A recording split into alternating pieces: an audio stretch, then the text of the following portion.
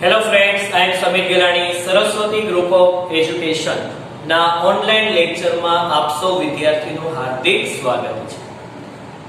વાણિજ્ય વ્યવસ્થા chapter number 2 સંચાલનના સિદ્ધાંતો લેક્ચર નંબર 1, લેક્ચર નંબર 2 અને લેક્ચર નંબર 3 ની અંદરમાં આપણે શું ભણ્યા તો કે લેક્ચર સંચાલનના સિદ્ધાંતોનો અર્થ, ખ્યાલ અને ત્રીજા લેક્ચરની અંદરમાં સંચાલનના સિદ્ધાંતોનું સ્વરૂપ વિશેની માહિતી મેળવી અને હવે આ લેક્ચર નંબર 4 ની અંદર સંચાલનના સિદ્ધાંતોનું મહત્વ વિશેની સમજૂતી મેળવી છે.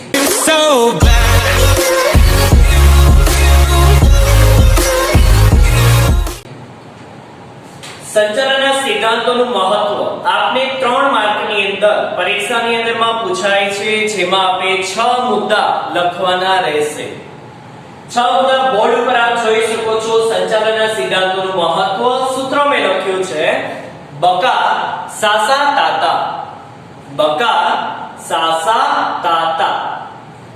બ બદલાતા જતા ધંધાકીય પર્યાવરણને પહોંચી વળવા. બ બદલાતા જતા ધંધાકીય પર્યાવરણને પહોંચી વળવા માટે. કા સંચાલકીય કાર્યક્ષમતામાં વધારો કરવા. કાર્યક્ષમતામાં વધારો તો કરવો, પણ કોની? સંચાલકીય કાર્યક્ષમતામાં. સા સામાજિક જવાબદારી અદા કરવા. સા સામાજિક જવાબદારી અદા કરવા. સા સાધનોનો મહત્તમ ઉપયોગ કરવો અને વહીવટ અસરકારક બનાવવો.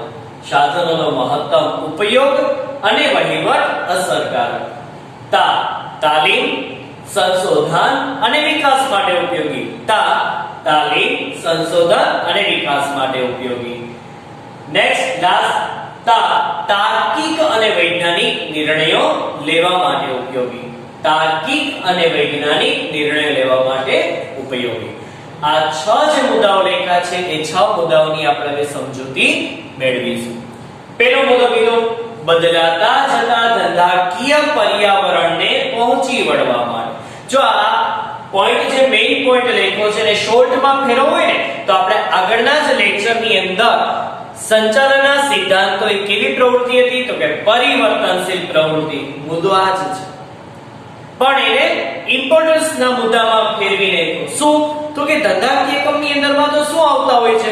પરિવર્તન આવતા હોય. ધંધાકીય પર્યાવરણ. ધંધાકીય પર્યાવરણ એટલે શું તો કે ધંધાની આજુબાજુનું પર્યાવરણ, વાતાવરણ કે જે ધંધા ઉપર અસર કરે છે એ બધા જ ઘટક તત્વોનો સમૂહ એટલે ધંધાકીય પર્યાવરણ. ધંધાકીય પર્યાવરણને કયા પરિબળો અસર કરે? આંતરિક અને બાહ્ય. આ બંને પરિબળોના સમૂહ એટલે ધંધાકીય પર્યાવરણ. એને આપણે પહોંચી વળવું છે તો એના માટે કોણ આપણે મદદરૂપ બને છે તો કે સંચાલનના સિદ્ધાંતો આપણને મદદરૂપ બને છે અને આવતા પરિવર્તનોનો આપણને શું કરી આપે છે તો કે સામનો કરી આપે છે. જો લખ્યું છે કે સંચાલનના સિદ્ધાંતો એ જડ નથી પરંતુ પરિવર્તનશીલ છે. આપણે લક્ષણમાં ભણ્યા હતા ને મિત્ર, પરિસ્થિતિ પ્રમાણે શું કરતા રહેવા પડે તો કે ફેરફાર કરતા રહેવા પડે. આમ બદલાતી જતી પરિસ્થિતિ પ્રમાણે ધંધાકીય એકમની અંદર બદલાવ લાવી અને ધંધાકીય પર્યાવરણને આપણે પહોંચી વળી શકીએ છીએ. જો એક આપણે મુદ્દો જોઈએ કે ધંધાકીય પર્યાવરણને પહોંચી વળવું છે ને આપણે તો જો ધંધાકીય પર્યાવરણ જે કહે છે એને આપણે બે તમને કીધું કે સપોઝ કે ધંધાકીય એકમ છે, બરાબર? આ છે તમારું આંતરિક પરિબળ અને આ છે તમારું બાહ્ય પરિબળ. હવે બાહ્ય પરિબળની અંદરમાં મિત્ર ગ્રાહક આવે તો કે યસ, ગ્રાહકની ફેશન, રુચિ, ટેવમાં શું થતા હોય? પરિવર્તન. એકને એક ગ્રાહક એકને એક વસ્તુ ખરીદે છે તો કે ના, સમયાંતરે ગ્રાહકની ફેશન, રુચિ, ટેવમાં પરિવર્તન આવે છે.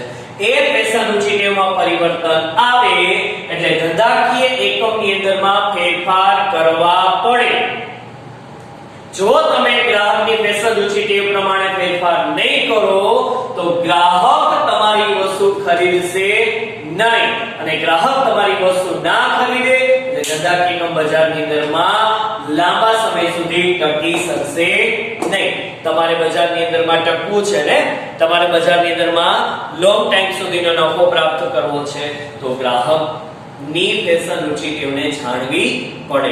તો ઈ જે પર્યાવરણના જે કઈ ઘટકો છે એનો તમારે અભ્યાસ કરતા રહેવો પડે, અને એ પર્યાવરણ જો આપણા ધંધાકીય એકમ ઉપર અસર કરતું હોય તો એ પ્રમાણે આપણા ધંધાકીય પર્યાવરણ એટલે કે ધંધાકીય એકમની અંદરના નીતિ નિયમમાં ફેરફાર કરવા પડે.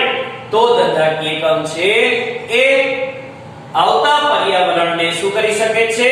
પહોંચી વળી શકે છે અને પોતાના એકમના ધ્યેય જે છે એ ધ્યેયને સિદ્ધ કરી શકે છે. એટલે કે આપણો હેતુ જે નફો પ્રાપ્ત કરવાનો છે એ આપણે નફો પ્રાપ્ત કરી શકીશું. એટલે પહેલો ફાયદો કીધો કે બદલાતા જતા પર્યાવરણને પહોંચી વળવા માટે સંચાલનના સિદ્ધાંતો ધંધાકીય એકમ માટે મહત્વરૂપ સાબિત થાય છે. બીજું, સંચાલકીય કાર્યક્ષમતામાં વધારો કરવા માટે.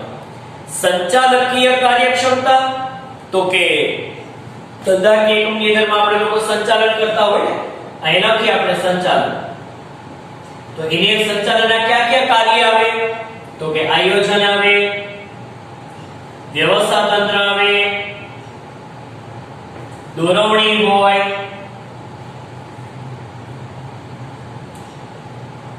અંકુશની કામગીરી હોય, આવી બધી કામગીરી હોય છે. જે બધી આ બધા જ કાર્યના સમૂહને શું કહેવાય? તો કે ધંધાકીય સંચાલન તરીકે ઓળખવામાં આવે છે. તો સમય અનુસારે સંચાલનમાં ફેરફાર કરવા પડે, એટલે કે પ્લાનિંગમાં ફેરફાર કરવા પડે, વ્યવસ્થા તંત્રમાં ફેરફાર કરવા પડે, દોરવણીમાં ફેરફાર કરવા પડે, અંકુશમાં ફેરફાર કરવા પડે. આથી આ તમારા સંચાલકીય કાર્ય. જો આમાં તમે કઈ ફેરફાર નહીં કરો તો તમારું સંચાલન કેવું જશે? નિષ્ફળ જશે. જો કીધું છે કે સંચાલનના સિદ્ધાંતો જુદી જુદી પરિસ્થિતિઓમાં, એટલે કે સમય સંજોગો પ્રમાણે જુદી જુદી પરિસ્થિતિઓમાં તેમનો સામનો કરવા માટે સંચાલકોને યોગ્ય માર્ગદર્શન પૂરું પાડે. કોણ માર્ગદર્શન પૂરું પાડે છે મિત્ર? સિદ્ધાંતો. જેવી પરિસ્થિતિ ઊભી થાય એ પરિસ્થિતિને અનુરૂપ પ્લાનિંગ કરવું જોઈએ. દાખલા તરીકે સમાજની અંદર જે આપણે ઇકોનોમિક જે કઈ પરિસ્થિતિ છે એ ડાઉન જાય એટલે સ્વાભાવિક છે ગવર્નમેન્ટે પોતાના પ્લાનિંગની અંદરમાં કંઈક નવી નવી યોજનાઓ દાખલ કરવી પડે છે. અને નવી નવી યોજનાઓ દાખલ કરવાની અંદરમાં ઘણી બધી એવી યોજનાઓ હોય. દાખલા તરીકે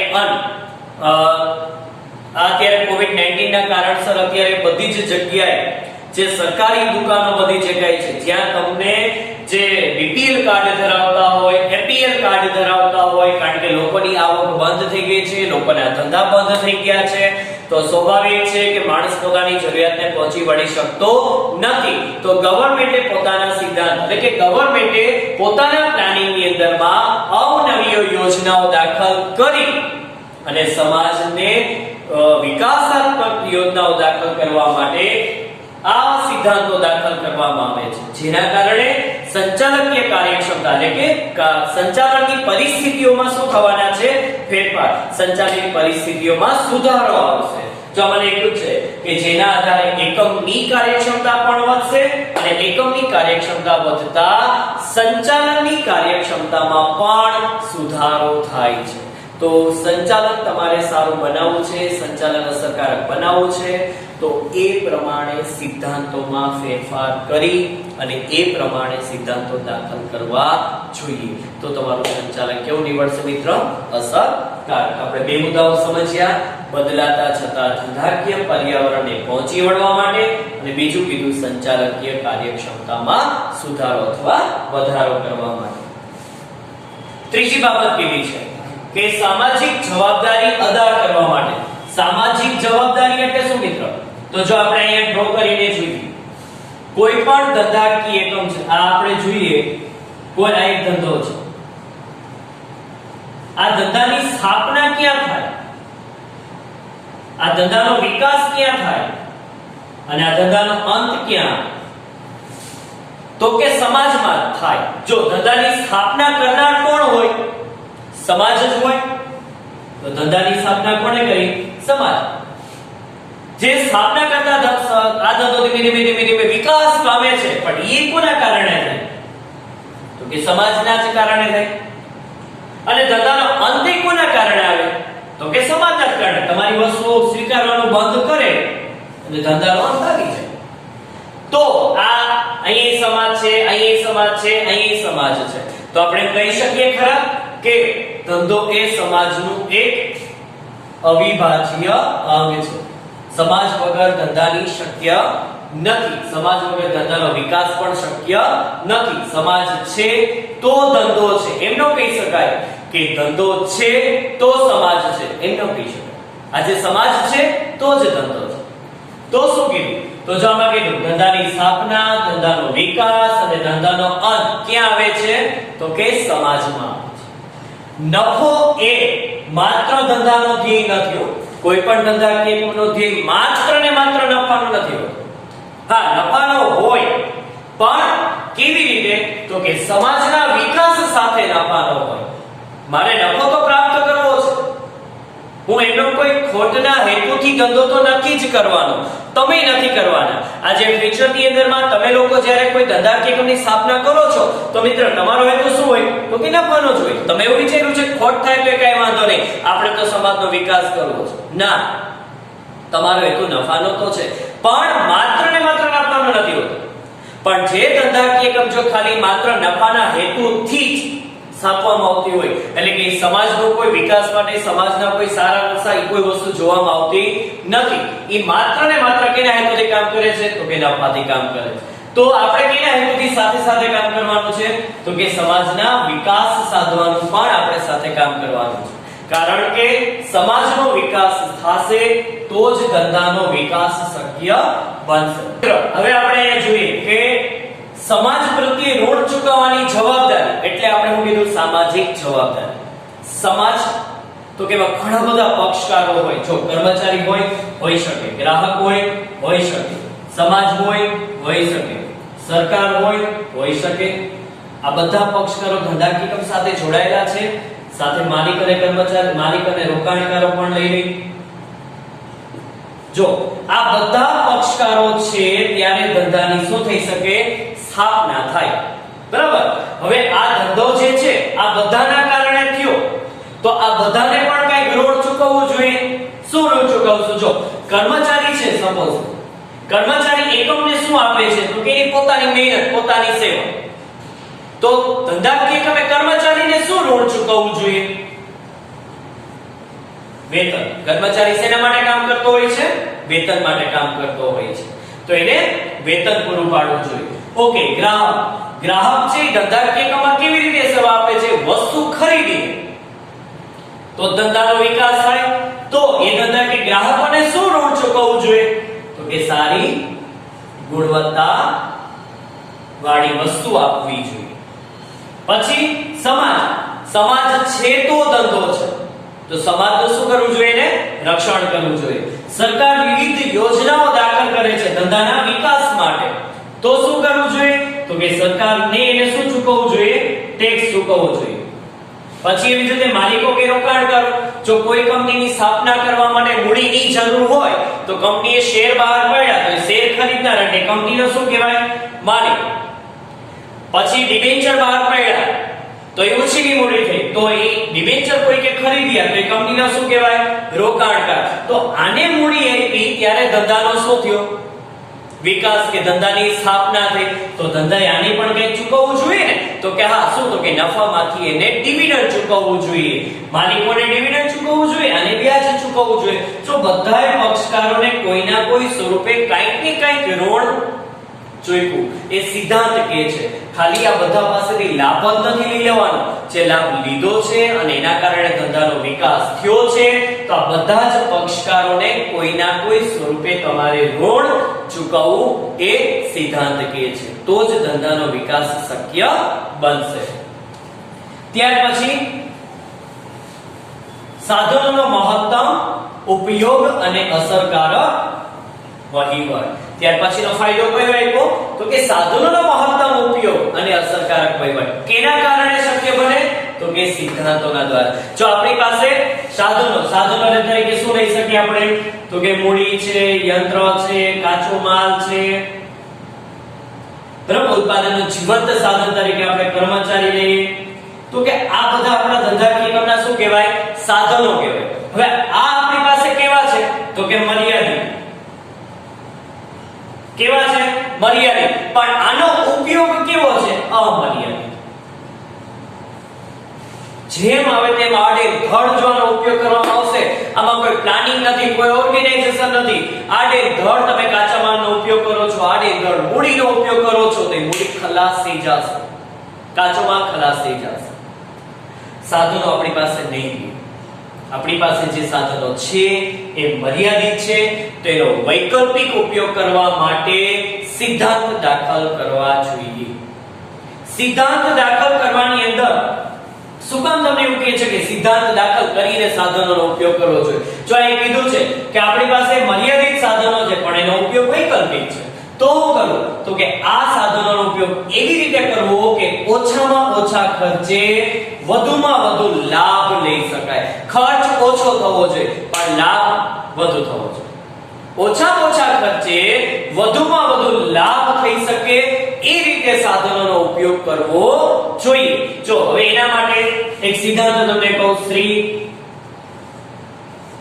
ફ્રેડરિક ટેલર છે, બરાબર. એને કીધું છે પ્રમાણીકરણ નો સિદ્ધાંત છે. એમાં બે શબ્દ આવે છે, એક સમય નિરીક્ષણ અને ગતિ નિરીક્ષણ. જો આ બે સિદ્ધ આપ્યા છે, સમય નિરીક્ષણ અને ગતિ નિરીક્ષણ છે, પ્રમાણ કાર્ય અને પ્રમાણ સમય. આજે તમારે કંઈક કાર્ય કરવું છે, કોઈ કાર્ય કરવું છે, તો તમારે એમાં નિશ્ચિત કરી લેવું જોઈએ કે આ કાર્ય આટલા સમયમાં થઈ જ જવું જોઈએ. જેમ કે 100 માર્કનું પેપર 3 કલાકમાં લખાઈ જવું જોઈએ. આ પ્રમાણ કાર્ય. આમાં સમય મહત્વ આપ્યો છે. કેને મહત્વ આપ્યું? સમય. એટલે તમે જોજો તમને ખબર જ છે મારી પાસે 3 કલાક છે અને મારે 49 ક્વેશ્ચન લખવાના છે, તો તમે શું કરશો? સમયનો સદુપયોગ કરશો અને બધાય ક્વેશ્ચન્સ લખશો. અથવા એમ કીધું હોય કે 3 કલાકમાં 100 માર્કનું પેપર લખવાનું છે, 49 ક્વેશ્ચન મહત્વને કે હવે મારે 3 કલાકની અંદરમાં 49 ક્વેશ્ચન લખવાના છે. એટલે સમયની આધીન પેપર લખશે. સમય જોતો જશે. 10 મિનિટમાં મારે વિભાગ A લખવાનો છે, અડધી કલાકની અંદરમાં મારે વિભાગ B લખવાનો છે. જો આ રીતે લખશે તો 3 કલાકની અંદર 100 માર્કનું પેપર એટલે કે 49 ક્વેશ્ચન અટેન્ડ કરી શકશે. તો ઓછામાં ઓછા સમયમાં એને વધુને વધુ કાર્ય લખી. જો બોર્ડ દ્વારા એવું કઈ ડિસાઇડ ન હોય, 3 કલાકનું પેપર આપી દીધું, ઈચ્છા પડે ત્યારે લખજો. 49 માર્કનું 49 ક્વેશ્ચન આપી દીધા, ઈચ્છા પડે ત્યારે લખજો. તો વિદ્યાર્થીઓ 3 કલાકે આપે, 3.5 કલાકે આપે, કોઈ 4 કલાકે આપે, કોઈ તેમ કે ઘરે લઈ જાવ સાહેબ પછી તમને લખીને આપીશ. આમ ન હોય. એટલે જ સાધનોનો આપણે એવી રીતે ઉપયોગ કરવો છે કે આપણી પાસે ઓછામાં ઓછા ખર્ચે એનો ઉપયોગ થવો જોઈએ. જો એક મૂડીની વાત આપણે કરીએ, મૂડી છે ને કમાતા બહુ વાર લાગે, એને ગુમાવતા બહુ ઓછો સમય થાય. આજે આપણા ખીચાની અંદરમાં 1000 રૂપિયા છે, બહાર નીકળો ફટાફટ પૂરા થઈ જશે અને ઈ જ 1000 રૂપિયા કમાવા માટે સવારના 7 થી માંડીને સાંજના 8 વાગ્યા સુધી કારખાનામાં કામ કરતો હોય ત્યારે 1000 રૂપિયા થાય. એટલે જ એનો આપણે ઓછામાં ઓછો ખર્ચ કરી અને વધુમાં વધુ ઉપયોગ થઈ શકે એ રીતે આપણે એનો ઉપયોગ કરવા માટે સિદ્ધાંત આપણે માર્ગદર્શન આપે છે. તો સંચાલનના સિદ્ધાંતો જ દાખલ કરી સાધનોનો ક્યાં, કેવી રીતે, કેટલા પ્રમાણમાં, કોણ ઉપયોગ કરશે એ બધુંય સિદ્ધાંત દ્વારા નક્કી કરી અને ખર્ચા ઘટાડી અને એકમના ધ્યેયને આપણે શું કરી શકીશું? સિદ્ધ કરી શકીશું. તો આ સાધનોનો મહત્તમ ઉપયોગ અને અસરકારક વહીવટ કેના તરફથી થઈ શકે છે? તો કે સંચાલનના સિદ્ધાંતો દાખલ કરવાથી થઈ શકે છે. આ તો એ તમારો ચોથો મુદ્દો. પાંચમો મુદ્દો, તાલીમ, સંશોધન અને વિકાસ માટે ઉપયોગ. સંચાલનના સિદ્ધાંતો ધંધાકીય એકમની અંદર કામ કરતા કર્મચારીઓનો વિકાસ થાય એ માટે અમુક સિદ્ધાંતો એવા પણ દાખલ કરવામાં આવે છે કે જેમ કે દાખલા તરીકે આપણે વિચારીએ કે તાલીમ ટ્રેનિંગ, તો કર્મચારીઓ કામ કરે છે, કામ કરતાની સાથે એ કર્મચારીનો વિકાસ થાય, એનાથી એ વધુ ને વધુ ઉપર લેવલનું કામ કરી શકે, એ હેતુસર એને કામ કરાવતાની સાથે સાથે તાલીમ આપવી એવું સંચાલનના સિદ્ધાંત પણ કહે છે. શું કામ? કારણ કે એ કર્મચારીને તમે તાલીમ આપશો તો એ જ કર્મચારી કંઈક તમને નવું સંશોધન કરીને આપશે, અને એ નવું કંઈક સંશોધન કરીને આપશે તો તમારા ધંધાકીય એકમનો વિકાસ થશે. તો તમારા ધંધાકીય એકમની અંદર વિકાસ કરવા માટે નવા સંશોધન જરૂરી છે, અને નવા સંશોધન જરૂરી માટે કર્મચારીને તાલીમ આપવી જરૂરી છે. તો સંચાલનના સિદ્ધાંતો સંચાલકોને એ માર્ગદર્શન આપે છે કે કર્મચારીઓના વિકાસ માટે તમે એને તાલીમ આપો, એને શિક્ષણ આપો. બીજી વસ્તુ એ કહે છે કે તમારા ધંધાકીય એકમની અંદરમાં જ્યારે કોઈ પણ કર્મચારીની નિમણૂક કરવાની થાય તો નિમણૂક એમને નહીં પણ એની અભિરુચિ કસોટી લઈ અને પછી કર્મચારીની નિમણૂક કરવામાં આવે છે. પહેલા શું હતું તો કે કર્મચારીઓ છે એકમની અંદરમાં આવે, એને જરૂર છે કામની, આપણે કદાચ આપણે જગ્યાએ ખાલી પણ હોય તો આપણે એને એમને લઈ લેતા હતા, તો આપણે એમાં જાણતા નહોતા, આપણે એની અભિરુચિ એની પસંદગી જાણતા નહોતા કે એને શું કામ કરવું છે, કેવું કામ કરવું છે, કેટલું કામ કરવું છે, એના વિશેની આપણી પાસે કોઈ જ પ્રકારની માહિતી ન હતી, અને કર્મચારીની આપણે નિમણૂક કરી લીધી અને એને કામ પણ સોંપી દીધું, અને પછી ખબર પડી કે કર્મચારી આ કામ કરવા માટે લાયક નથી. તો સિદ્ધાંત એવું કહે છે કે જ્યારે કોઈ કર્મચારીની તમારે નિમણૂક કરવાની થાય ત્યારે આખી જે પસંદગીની વિધિ છે, આપણે કર્મચારી વ્યવસ્થાના ભાગ 1 ની અંદરમાં પસંદગીની વિધિ વિશેની આપણે સમજૂતી મેળવીશું. તો કર્મચારીની પસંદગીની વિધિ શું છે એની અંદર એક પોઈન્ટ આવે છે કે કર્મચારીઓને નિમણૂક કરતી વખતે એની અમુક પ્રકારની કસોટીઓ લેવી આવશ્યક છે. એ કસોટી લેશો તો તમને ખબર પડશે કે કર્મચારી શું કામ કરવા ઈચ્છે છે. પછી બીજી વસ્તુ એ કે આપણે કર્મચારીનો વિકાસ કરવાની વાત કરી ને, એકમનો વિકાસ, કર્મચારીનો વિકાસ, સંશોધન, આ બધી વાત કરી, તો એક શ્રી હેનરી ફેયલે એક એવો પણ સિદ્ધાંત આપ્યો છે કે નવા કાર્યની પહેલનો સિદ્ધાંત. નવા કાર્ય તો કે તમારા ધંધાકીય એકમની અંદરમાં કામ કરતા જે કર્મચારીઓ છે એ કઈ નવું સંશોધન કરીને આપે છે, નવી કોઈ શોધખોળ કરીને આપે છે, તો શું કરવું જોઈએ? તો આપણા જે કામ છે, જૂના જે કામ છે એને અટકાવવા નથી, ઈ કામ પણ ચાલુ રાખવું જોઈએ, અને આ જે નવું સંશોધન કરીને આપ્યું ઈ કામને પણ એપ્લાય કરવું જોઈએ. તો આપણને ખબર પડે કે જે ખરેખર નવી શોધ કે નવા જે સંશોધન થયા છે એ આપણા માટે ફાયદારૂપ છે કે નહીં. તો નવું કોઈ સંશોધન કરીને આવતું હોય તો એને અટકાવવાનું નથી, પણ એના કાર્યની પહેલ આપવાની છે, એ કામને એપ્લાય કરવાનું છે, અને કદાચ આપણને એનાથી ફાયદો પણ થાય. સપોઝ કે આ એક માર્કર બનાવવા પાછળ 2 મિનિટનો ટાઈમિંગ લાગે છે, 10 રૂપિયાનો ખર્ચ થાય છે. હવે કોઈ નવું સંશોધન કરનાર કર્મચારી એવું કહે છે કે 1.5 મિનિટની અંદરમાં માર્કર બનાવી આપું અને 8 રૂપિયાનો ખર્ચ થશે, તો આપણે એપ્લાય કરીએ તો આપણને ખબર પડે ને, અને એપ્લાય કરતા ખરેખર એવું બને તો 2 મિનિટ પણ ઘટશે અને 2 રૂપિયા પણ ઘટશે. તો આ રીતે નવા કાર્યની પહેલ પણ આપવી જોઈએ, અને સાથે સાથે કર્મચારીનો વિકાસ થાય તે માટે જુદી જુદી કસોટીઓ દ્વારા જુદી જુદી રીતે કર્મચારીની આપણે શું કરવી, નિમણૂક કરવી જોઈએ. એ આપણને સંચાલનના સિદ્ધાંતો આપણે બાબતે માર્ગદર્શન આપે છે, અને આપણે જેવા કર્મચારીઓ જોઈએ છે, જે લાયકાત ધરાવતા કર્મચારીઓ જોઈએ છે, જે આવડત ધરાવતા કર્મચારીઓ જોઈએ છે, એ જ પ્રકારના કર્મચારીની નિમણૂક થશે તો એ કર્મચારી આપણા એકમ માટે ફાયદારૂપ બને છે. અને છેલ્લો મુદ્દો કહે છે કે તાર્કિક અને વૈજ્ઞાનિક નિર્ણયો લેવા. આજે સંચાલકોએ કોઈ પણ નિર્ણય લેવા છે, કોઈ પણ કાર્ય માટે કોઈ ડિસિઝન લેવાના થાય છે તો તર્ક સાથે લાંબુ વિચારવાનું છે અને વૈજ્ઞાનિક નિર્ણય લેવાના છે. ચીલાચાલુ નિર્ણય નહીં, પણ વૈજ્ઞાનિક ધોરણે. વૈજ્ઞાનિક છે ને, આ શબ્દો ઉપર ભાર સૌથી વધુ કોને મૂક્યો છે તો કે ફ્રેડરિક ટેલરે. કોઈ પણ નિર્ણય લ્યો ને તો એ વૈજ્ઞાનિક ધોરણે નિર્ણય લેવાના છે.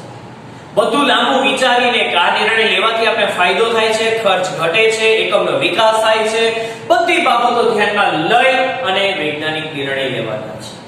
તો સંચાલનના સિદ્ધાંતોની મદદથી હંમેશા ધંધાકીય એકમમાં કોઈ નિર્ણય લેવાના હોય તો કેના આધારે લેવા? તો કે હકીકતના આધારે નિર્ણય લેવા. એમને નથી લેવાના, ઉડધોડિયા નિર્ણય નથી લેવાના, આંધળુકિયા નિર્ણય નથી લેવાના, પણ જે ખરેખર ઘટના બની છે, જે હકીકત છે, એના આધારે યોગ્ય નિર્ણય લેવાના છે. સાથે સાથે વૈજ્ઞાનિક રીતે નિર્ણય લેવાયેલા હોવા જોઈએ. ખર્ચની દ્રષ્ટિએ વિચારવાનું છે, આવકની દ્રષ્ટિએ વિચારવાનું છે, અને સાથે આપણા હેતુ સાથે પાછા સુસંગત હોવા જોઈએ. આપણો મુખ્ય હેતુ બદલવાનો જોઈએ. આપણે જે કંપની જે હેતુ માટે સ્થાપવામાં આવી છે એ હેતુને અનુરૂપ જે તે નિર્ણય લેવા જોઈએ. અને સાથે સાથે કીધું છે કે ન્યાયી નિર્ણય લેવાના છે. કોઈ પણ જાતના પક્ષપાતી નિર્ણયની ન્યાય થવો જોઈએ. કંપનીને પણ ન્યાય થવો જોઈએ અને કર્મચારીઓને પણ ન્યાય થવો જોઈએ, તો કામ નીકળશે. અને સાથે કીધું કે નિર્ણય વાસ્તવિક લેવાના છે, અમલમાં મૂકી શકાય તેવા લેવાના છે, અને યોગ્ય સમયે નિર્ણય લેવાના છે, અને અસરકારક હોવા જોઈએ. એનાથી આપણને અચૂક ફાયદો થતો હોવો જોઈએ એવા નિર્ણય લેવા હોવા જોઈએ. સાથે કોઈ પક્ષપાતી કે કોઈ પણ પૂર્વગ્રહ વગર નિર્ણય લેવાયેલા હોવા જોઈએ. આ બધું કેના દ્વારા શક્ય બને છે? તો કે સંચાલનના સિદ્ધાંતો દ્વારા શક્ય. જે સંચાલન છે એ સંચાલનને સફળ બનાવવું છે તો સંચાલનના સિદ્ધાંતોનો ઉપયોગ કરી અને સંચાલક છે એ તાર્કિક અને વૈજ્ઞાનિક નિર્ણય લે છે, જેના કારણે આપણા હેતુને અનુરૂપ જ નિર્ણય લેવાય, ન્યાયી નિર્ણય લેવાય, વાસ્તવિક નિર્ણય લેવાય, હકીકતને આધારે નિર્ણય લેવાય, અને કોઈ પણ જાતના પક્ષપાત કે પૂર્વગ્રહ વગર નિર્ણય લઈ શકાય છે. આ થયું સંચાલનના સિદ્ધાંતોનું મહત્વ. હવે આ 6 પોઈન્ટ જે આપણે સમજ્યા છે, એકવાર પોઈન્ટ પાછા રીકેપ આપણે કરી લઈએ. સંચાલનના સિદ્ધાંતોનું મહત્વ, સૂત્ર શું કીધું તમે?